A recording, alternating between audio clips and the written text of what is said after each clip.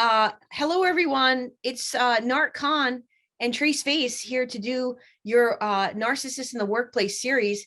The very first one we're doing today is narcissistic bosses and what is going on with them in the workplace.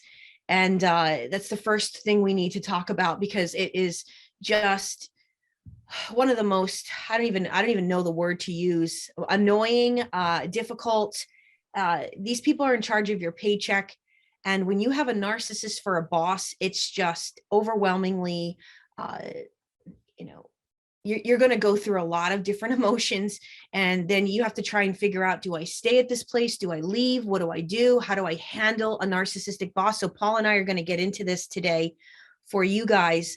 When we think about, Paul and I were talking about this, it's like when we think about the whole concept of a 9 to 5 and when this all started, not to get into too much history about this, but, it started with Henry Ford, and then, people were working 9 to 5 jobs. And this, before that, in manufacturing and, any type of agriculture, it's early over here.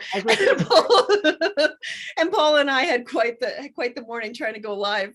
Sorry, guys. I'm trying to get this together too.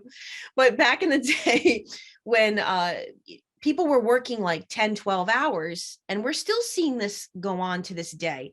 And it's not normal. Okay. It's just not normal. It's people are waking up and recognizing this. I know that during the pandemic in particular, a lot of people were recognizing, I don't even like what I do. They were forced to stay home from work. A lot of companies had no other choice but then to let you work from home. And people were realizing, wow, this makes more sense. This, I can have more of a balanced work life, home life, all this together. And but then we saw a lot of companies really get even crazier and start micromanaging people from their homes and doing all this kind of stuff where they've got programs to see if you're on other windows. And, so we're seeing this kind of a thing. And we're going to get into this in this video. We know that micromanagement does not work. It doesn't work. I was a boss for many years. That does not get people to be more productive, but Paula, maybe you could get into, I'm going to get back to the window, what we originally had here. Maybe start us off by telling us the traits of how you know that you have this narcissistic person as your boss. Yeah, for sure, Tracy. I think, first of all, they just follow the same pattern as narcissists in intimate relationships. They'll take you in, they will bring you into the work situation, and they'll make you a lot of promises, a bit of future faking about, what the job is going to do for you if you work really hard and what you can expect. So they'll get your expectations up, and they'll also, I find that they do often kind of get into your personal life a little bit, maybe inappropriately. So they try and kind of establish this bond with you, friendship bond that's more than work, sometimes, not always. But what I found in my working life in relation to bosses, there seems to be two type of styles of managing people. And one style is where you are really good with people in that you encourage them to use their own initiative. You give praise where praise is due, and constructive criticism is kind of managed in a way that inspires a person to improve, rather than, it's more the carrot rather than the stick kind of style of management. And it brings people, it gets people to use their initiative. It leaves you feeling fulfilled. You feel you're seen and you feel you're valued, and people usually will contribute more in that kind of an environment. And then there's the other style of boss, who I would call the negative boss. And I find that these type of bosses are usually more narcissistic, because the boss that's kind of encouraging you to do your work and, use your initiative is the one that will kind of build a good team around you, and there's a good atmosphere in work, and people actually like coming to work. But the boss that uses the stick to control people, which we're familiar with, what narcissists will do, will kind of tell you that you're not good enough, will pitch you against other people, triangulate you, even if it's not true, you know, and say, well, this other manager is doing a lot better and you need to up your game.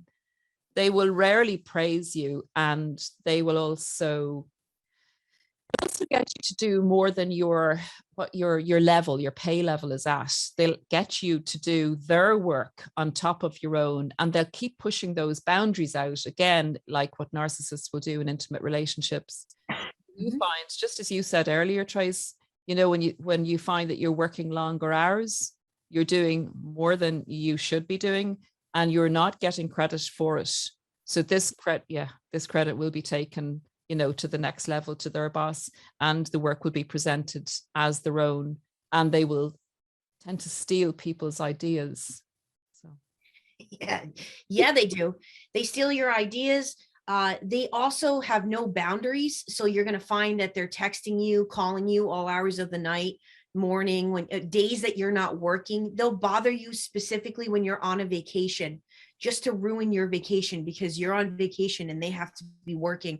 I've seen this happen time and time again. And it'll be for stupid things that they just want to just disrupt you in your life. They want to know that they have control over you at all times, at any time that they want. You're their little puppet. They're notorious, as you said, for dumping their job onto you and expecting you to do it.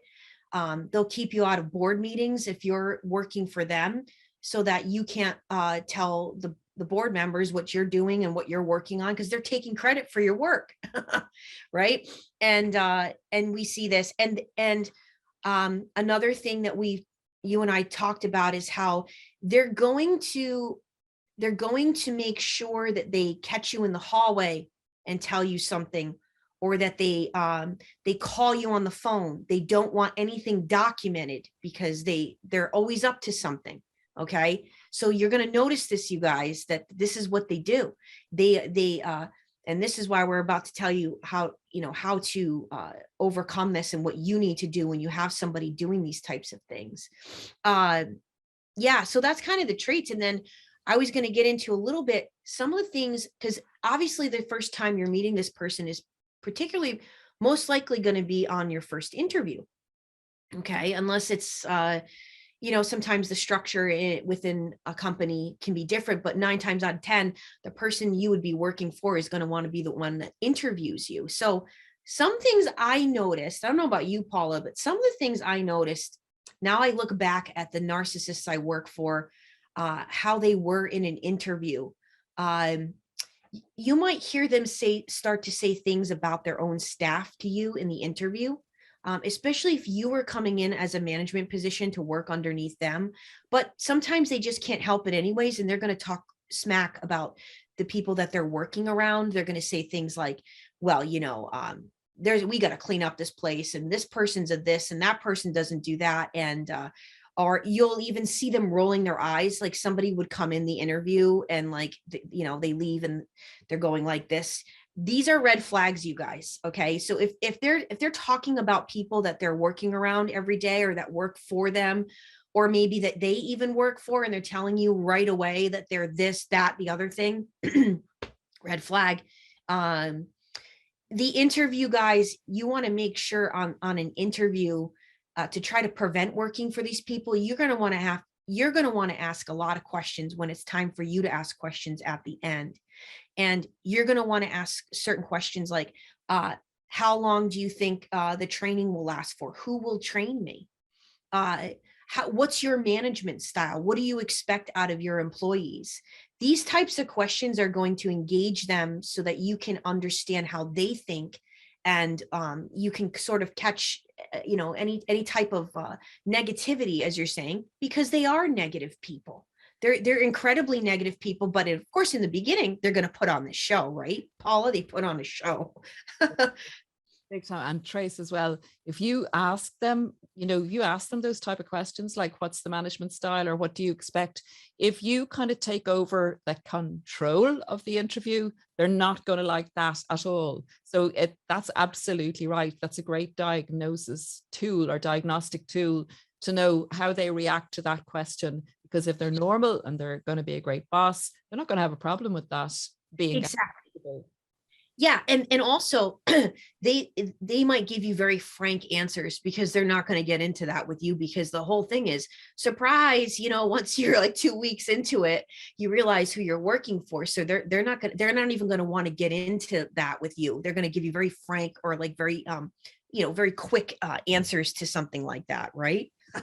Yeah, I mean, if they've nothing to hide and they're genuine, they're going to actually be honest even and say, well, we actually haven't got that in place yet, but it's something we're hoping to do, and they'll go into it and they'll be upfront. Yes. But narcissists aren't upfront. We know that.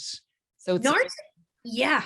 Narcissistic bosses are you're going to see, you might even ask, like, have you structurally organized, have you done anything different with organizing the company with structure, adding positions, changing positions? Like, when's the last time you done that? They're always doing this, you guys.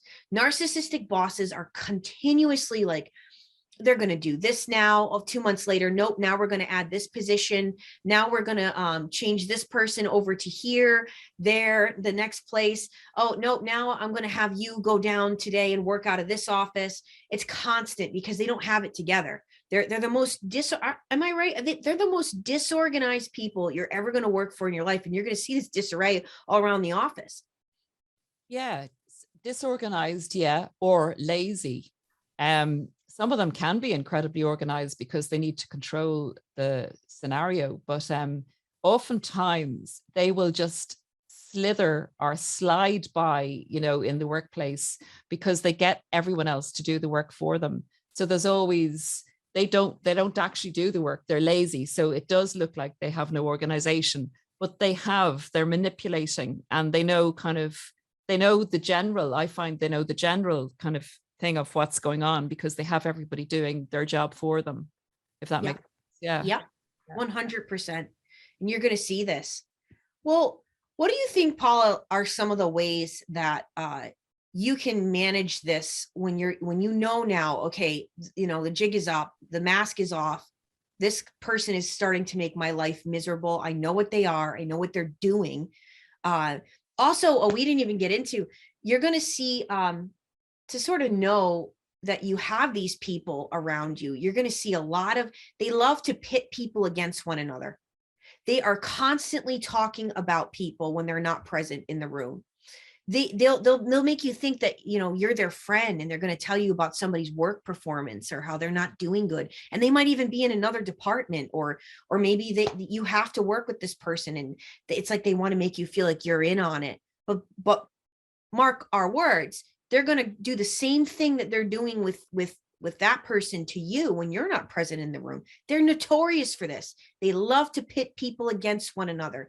They love to have people do their bidding. They'll tell you to lie on recordings. Like they'll tell you to do all kinds of things to save face for them. But how now do you think, Paula, how do you manage this once you realize, okay, this is definitely going on. I other people in here are miserable. It's a toxic work environment, otherwise known as, it's what people call it, right? Yeah. They're narcissists, and narcissistic bosses have the most control when they have divided to conquer, I think. So just what you're saying there, Trace, is totally on point. And they will isolate you when they're saying something bad to you, something negative, so that there is no evidence that they've done this. And it's kind of a covert bullying, I think, in the way that they go on. From what I've seen in the workplace, a narcissistic boss really loves someone who just does everything they want without question, lets them steal their ideas, lets them, makes them work overtime, says, yes, sir, no, sir, 3 bags full, sir, or yes, ma'am, no, sir, or whatever.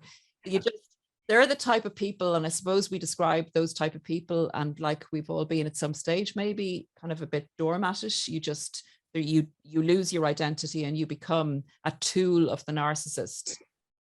People that come in worst, I think, for, with narcissists are usually people who do have imagination, who kind of have a sense of justice, and who aren't just going to totally kowtow to the narcissist, particularly when the narcissist asks them to break the rules or break the law. And those people are usually the people, the people of integrity, and the people who will stand up to an individual like that are the ones that get targeted by the narcissistic boss more so. So I think you were saying there, Trace, like, what do we do about this? Yeah. Yeah. It's like, because I think at one point, everybody's going to get to a place that they have to make a decision. Do I stay, and how do I manage this? That I've got this narcissistic person over me. That's, because it's going to, at some point, it's going to come to an end. Either whoever they're working for is going to finally catch on and get rid of them and realize that they are the cancer that's spreading around the entire place, or they're going to, you're going to get to a point that you can't take it anymore and you have to leave. Now, I have actually seen before where sometimes if you can establish your boundaries very clearly in the beginning, they can sometimes back off. But like you were saying, Paula, it's very rare. It's hard to do, but there's been times I've seen that happen where they're like, oh, I'm not going to get away with what I usually do with this one. Like this one's not tolerating any of this. And I think this is where it comes in that,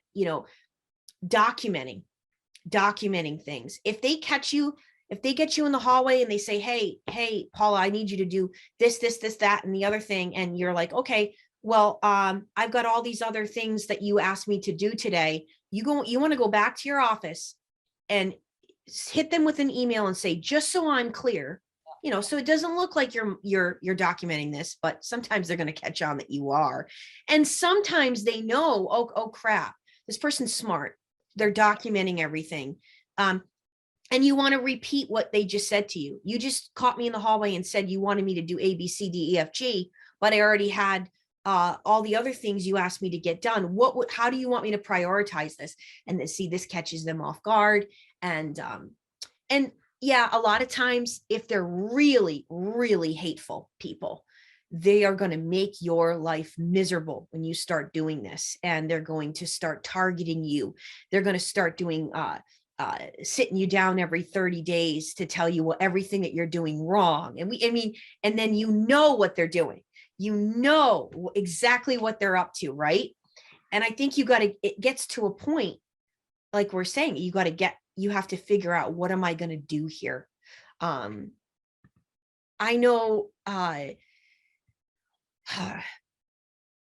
what did we have here in our notes? I know you and I were talking about, like, a lot of times they're also going to, you can talk about when they enforce the flying monkeys on you too. They're going to do this, they're going to get people in the office to gather around, right, Paula? And don't they find people that are just like them to try to work, or they find doormats?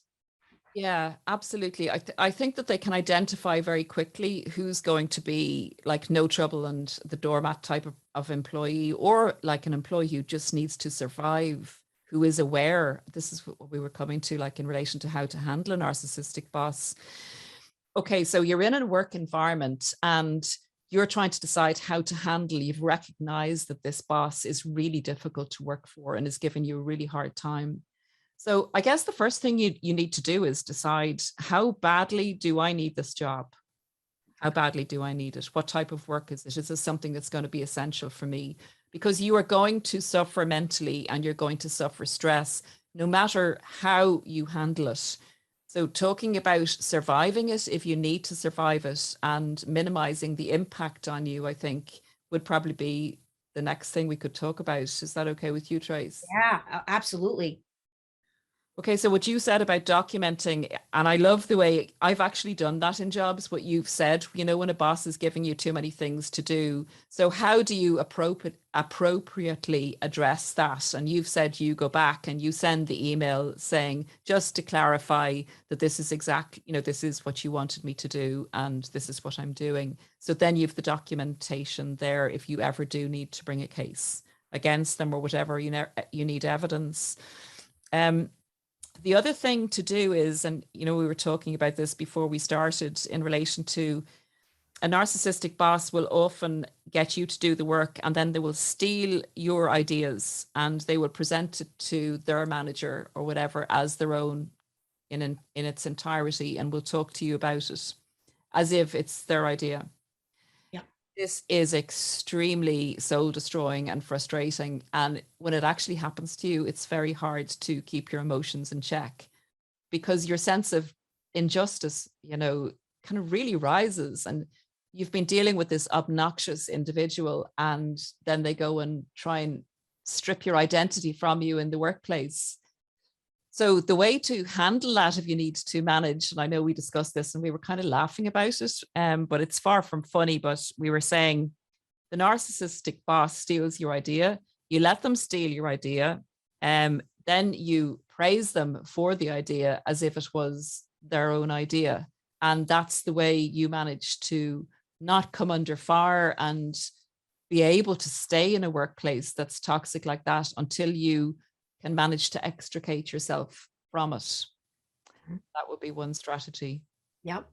It's almost like you have to pretend if you want to survive and you like your job and it's just this person that's in the way. It's almost like you have to pretend the name of the game for it to work, for them not to target you, is you have to pretend that you don't know that your boss is a narcissist. I mean, that's literally what you have to do. Yeah. You can't go talking about it to other colleagues as much as you would like to, because you just do not know who to trust. And that will often get back to the narcissist. And you will be targeted, you will be isolated in that environment. And they kind of use you as a punching bag in relation to getting any of their issues out. Listen, you know, I've talked to a relative who's actually going through this at the moment, and he needs to stay in the job that he's in. He's doing double his workload, above his pay grade. He's not getting recognized for it, and they're stealing his ideas. So what he's doing at the moment is trying to look after his mental health in other areas, and bolster his self-esteem, because it really takes a knock and it can get you down. So you can actually become quite depressed because it's your daily life, like it's so much of your life, your work life. Yep. You're in awful, it's like being in a really bad relationship and you don't want to go to work. Yes. I have also found, I remember some of the awful toxic environments I used to work around. And for myself, my self-esteem was getting stripped from me left and right. You find a lot of times people not only have the narcissistic boss, but they're coming home to a narcissistic partner, or they have the narcissist friends in their life. You know, at one point, I think I've talked about this in my videos, at one point, my life was literally surrounded by these people. And it gets to the point, you guys, that you're going to know, because I actually watched a colleague of mine. I watched a coworker of mine that now has become a colleague. You know, we've kept in touch through the years, and I watched this guy through the years, through the 10 years he worked there. He developed a stutter and a stammer, both of them, from just working under this kind of environment where you're not praised for anything you do. Everything that you do is wrong. You know, it was the worst management I've ever seen in my life. And the managers were living in another state and trying to manage the manager we had, the director we had in the office. It was the most disorganized, horrific, you know, environment, in terms of like, yeah, you know, everything was backwards. What's right was wrong, what's wrong was right. And the people that were actually doing the work never got any praise for it. And they knew who the person to call, if crap hit the fan. They knew, okay, I can call John over here, I can call Tracy, and they'll do it. they'll stop everything they're doing and come over here and help. It's just, I saw that. I saw how it really affects a person to the point where like you can't even go into a meeting without shaking when it's your time to talk. I mean, this is what can happen to like really strong people in the end when you work for people like this, right? Yeah. A strong person is the exact opposite of what a narcissist wants, or who a narcissist wants working for them. And to get you removed from the company, to get you out of the workplace, they will often really, really blame shift. I find this one is one of their big tactics to get people out. So even though it would be their pay grade to look after something or be responsible for something, they will throw you under the bus in relation to when something goes wrong, and you'll actually be sacked, and you'll have done nothing wrong. So it's so important to keep the documentation, the times when things happen, and write the emails like we said earlier. And then maybe you have something tangible to go to upper management with, and you have some chance of being able to stand up for yourself if you, as I say, if you have to stay in that particular work environment, because it is so destroying. And often times narcissists hunt in packs, as I'm sure you've said on your channel, and you may find you've a narcissist at work, a narcissist in your home, and a narcissistic relationship all going on at the same time. And yeah, and I've had that experience, and coming out of it is, you're really, really saving your life coming out of it, because they're at you at all sides. Yes, they are. And you guys got to be really careful too. I've watched this happen to people thinking, oh, I have a safe place to call HR and tell them what's going on around here. Oftentimes the narcissist is in bed with HR. Okay. You think that, what's that, Paul? Maybe literally. Yeah. Oh yeah. Oh yeah. I mean, they do crooked things like this to ensure that nobody's ever going to go around them and out them for the things that they're really doing, or not doing, I should say. They're not doing. There was a there was a narcissist boss that I worked for a time, and somebody that we know had actually stayed with them for a little while, and they said, do you know that they literally do nothing, because they were working from home, and this person was staying with them, and they're like, they don't lift a finger and do anything. Like they do nothing all day. I said, I know. Who do you think was running around doing their job for them? you know you can't you can't even imagine the stories I have from all the years of this, and just how it works. Yeah, so they're gonna, if you think you have a safe place to go and talk about what's really happening, you got to think twice about that, because oftentimes I actually watched at this company one of my employees call HR on how poorly everything was where we were, which she was absolutely right, and it was wrong of how they went about firing her, because it was just so many unethical things going on. And I watched her leave after she called, and I was in the room with her, and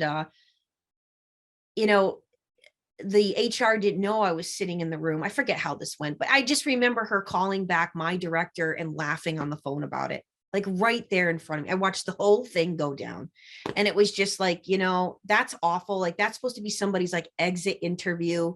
It's illegal, actually. They don't care. And you'll find this too with a lot of these agencies that don't have the structure down right, of like there should be an HR that's not involved in your office.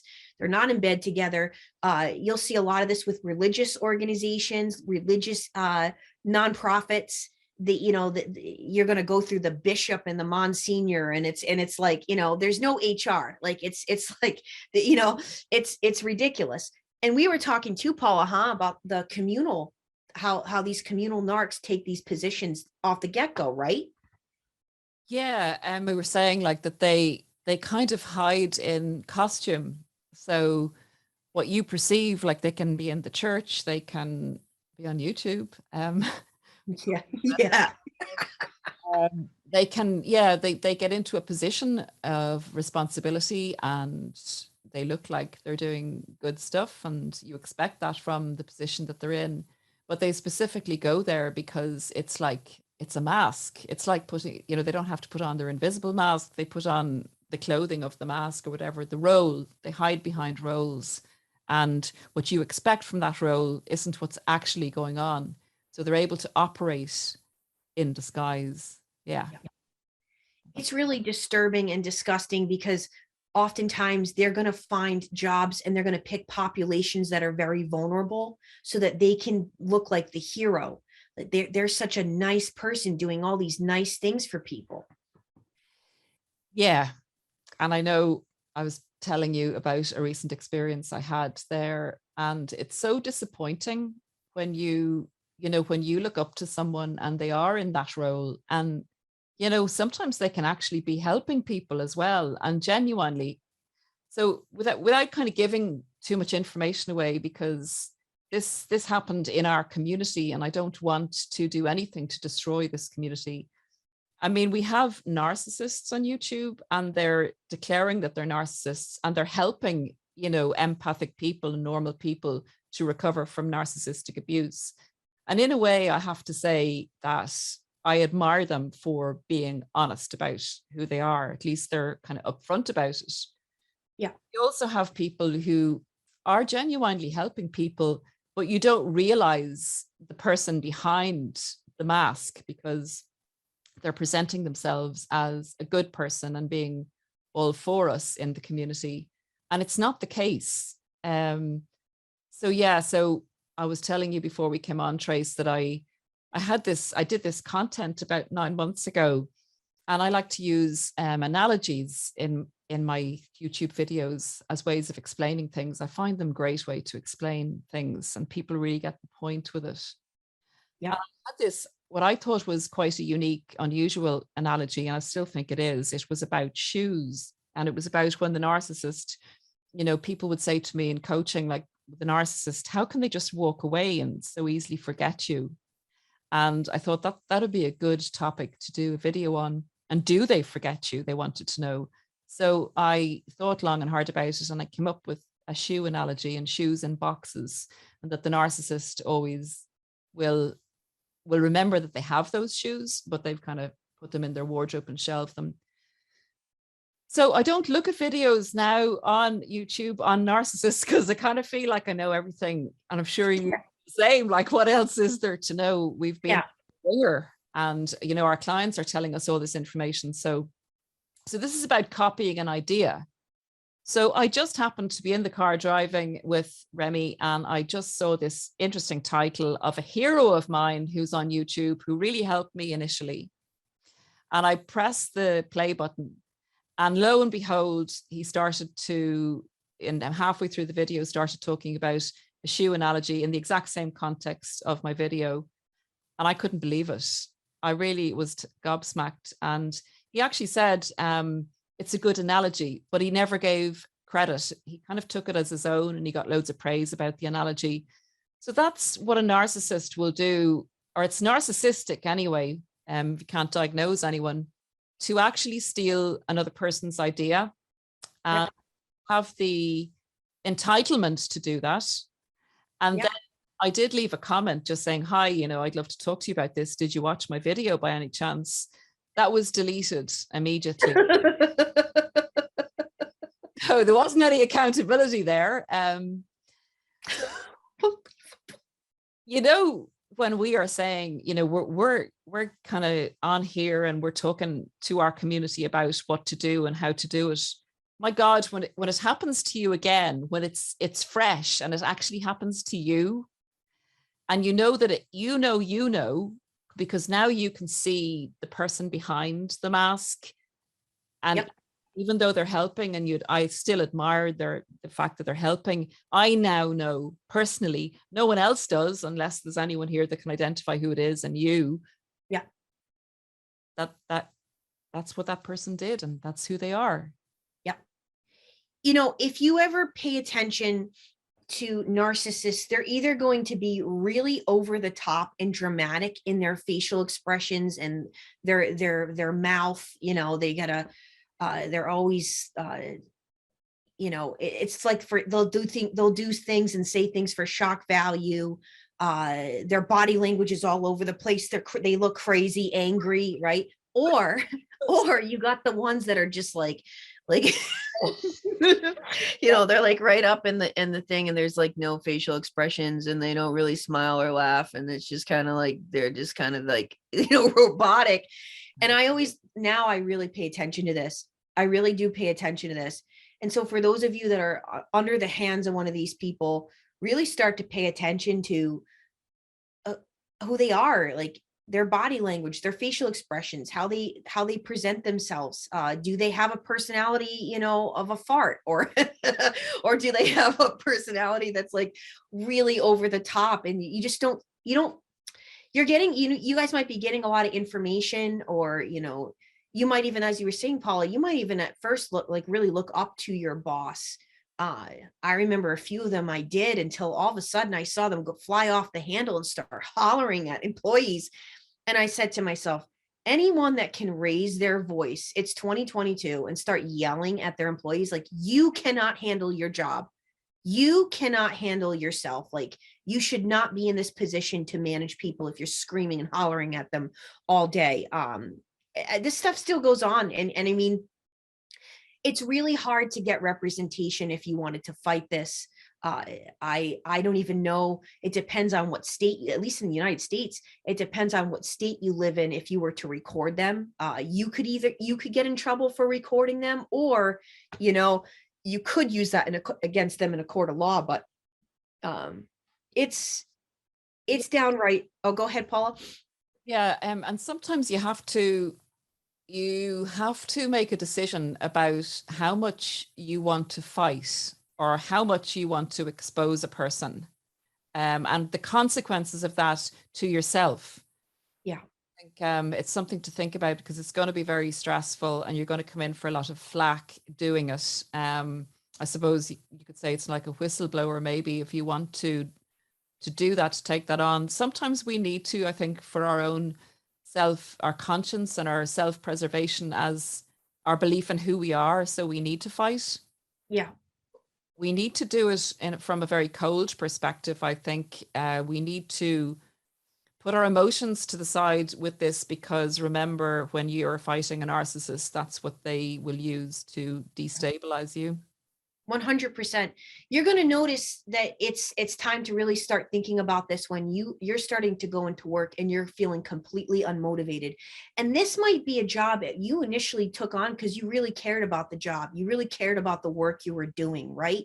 And all of a sudden, that's being stripped away from you. And the narcs know that you care about the work that you do. They use this against you as a weapon almost, and you're going to find you don't feel motivated to even go in there anymore. I mean, the last senior management position I had, I remember pulling into like the driveway, and my stomach would just start to turn, and I'd sit in the car and just be like, I can't do this. I can't do another day in here.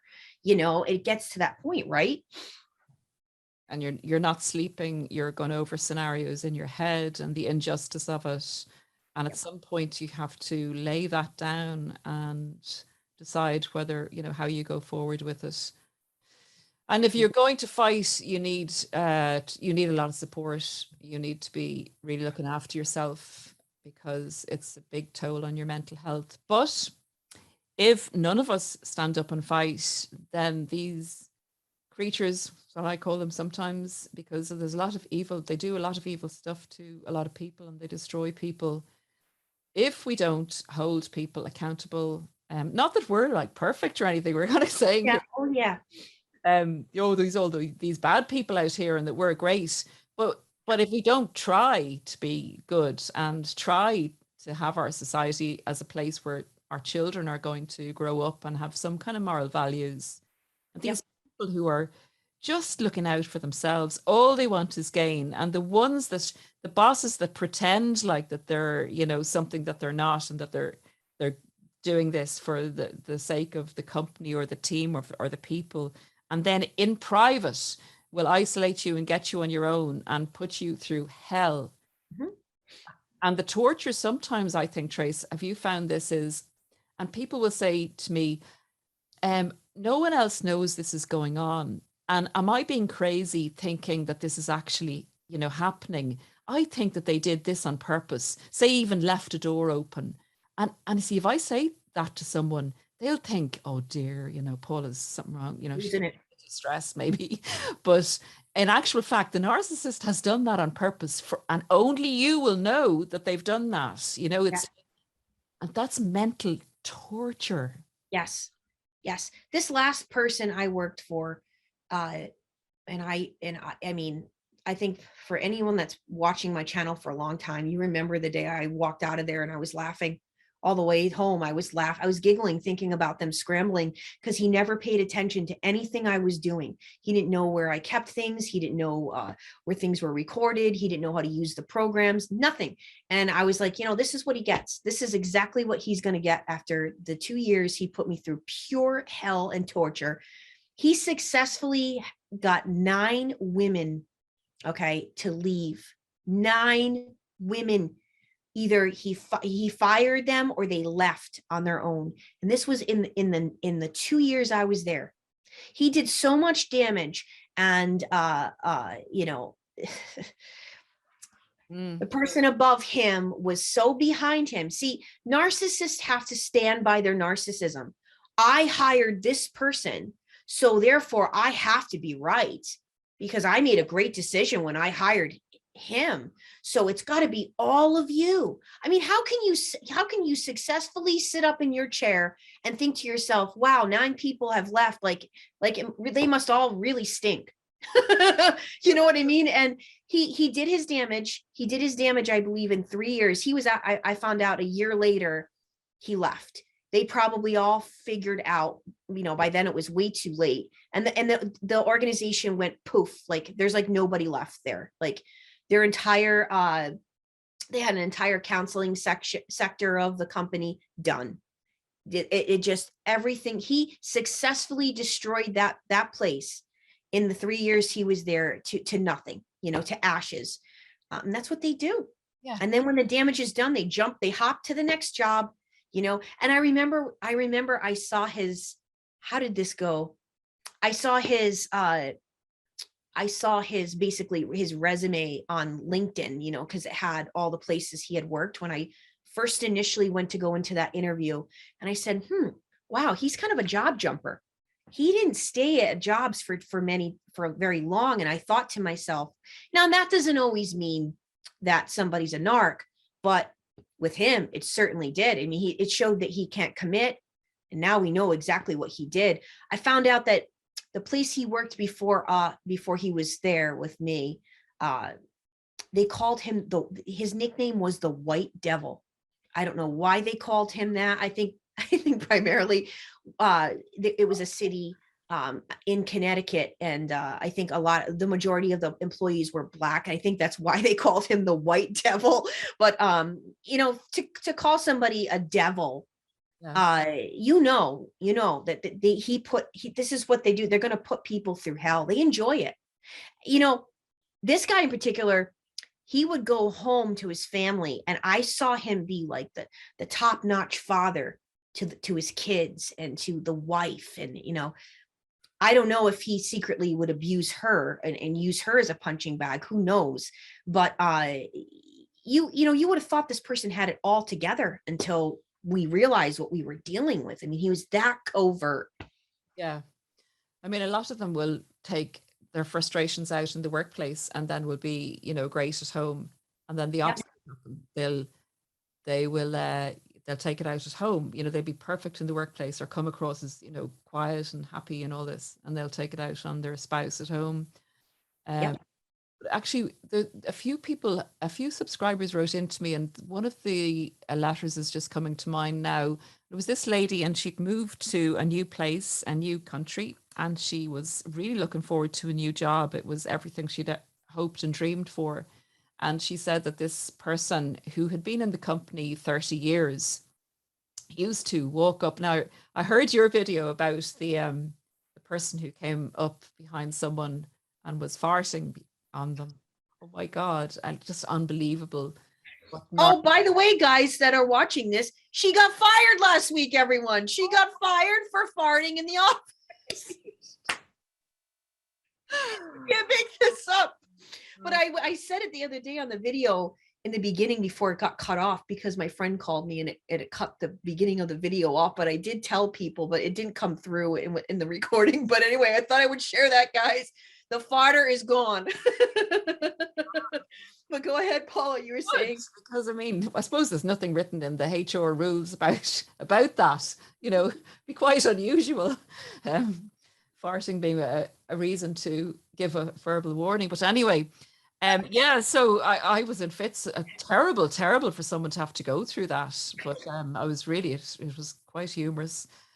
So yeah, this person had the same thing without minus the farts, as far as I know. She didn't say it in the letter, but this guy who'd been in the company for 30 years would walk up and down behind her workstation, you know, continually, and just stop quietly behind her and then move on again. So only she knew about it, but he did other things as well. But that was, you know, she did report it as being a bit unnerving. Nothing was done about it.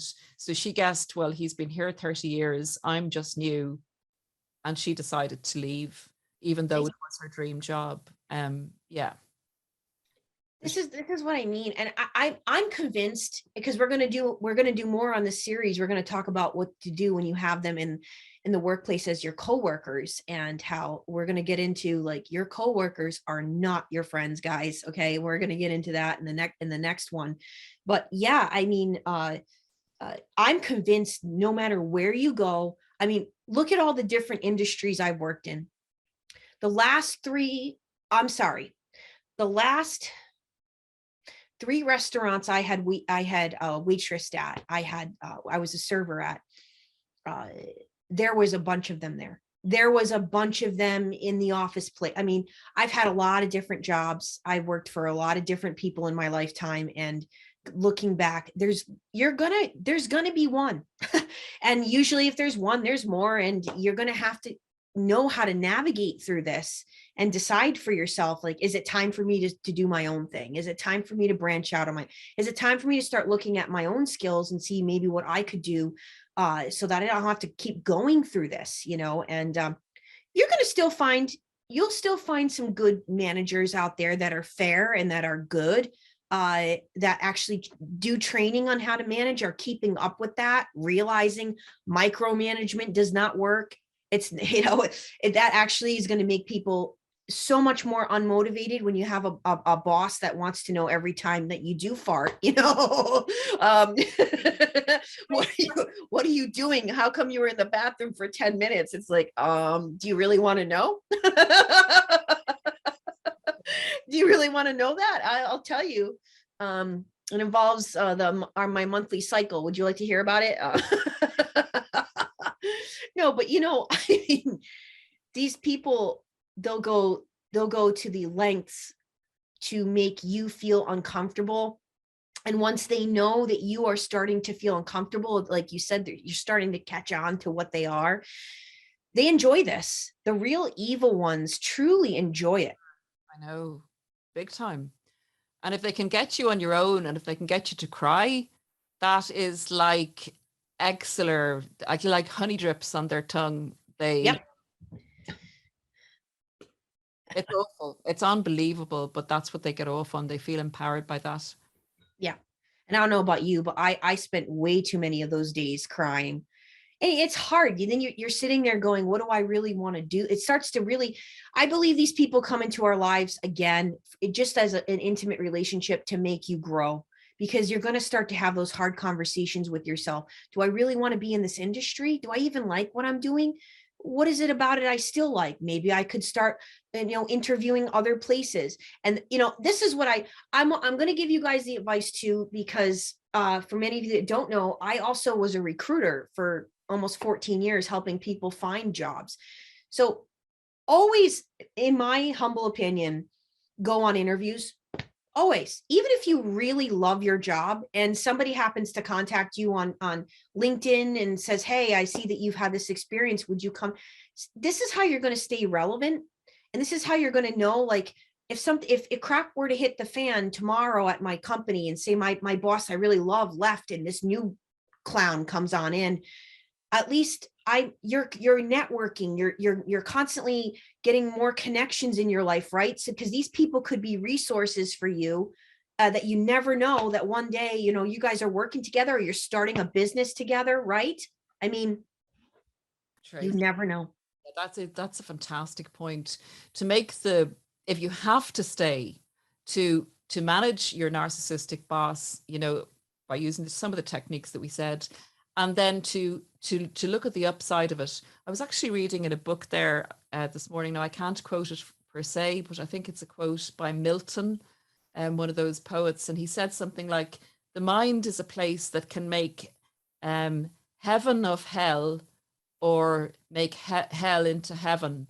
So, there's going to be something you can gain. And you've just said it there. We can really, introspect with this experience and say, well, that's not good enough for me. And this is what I want to do. And then whatever experience you're getting there, that experience can shape the trajectory going forward. And you can really, if you use it to your advantage, instead of becoming the victim, even though you are a victim, become the hero of the situation for yourself, and use Yeah. the experience as a chance to grow and turn it around, turn it on its head, make it a challenge and grow from it, and bring that experience into the next good job that you'll be in. 100%. I always say too, if you have an opportunity at your job to go to these networking events that a lot of times your bosses will have you go to, and go to those, even if they're uncomfortable and you don't know anybody. Go to the convention centers when they have a hiring. They have the what do you call it? Hiring fairs and things of this nature. Go to those things, guys. Go to any type of networking thing like that. Make friends with people. Yeah, even if it's the bartender and no one's talking to you at the event because you don't know anyone, just sit there and make friends with someone, or just jump in on someone's conversation. It's hard when you're more introverted, but those connections I made in the years. Some of those people came to my wedding. You know what I mean? Like so you just well, that was a joke, but but anyway, but these are the people that can possibly help you, or you could possibly help them in their lifetime, and it's a good exchange. I think it's really like a numbers game. The more people the more networking you can have, and more options you can have in life, so you don't feel like, oh, it's do or die. I either go to work and get my paycheck, or I can't survive. Yeah.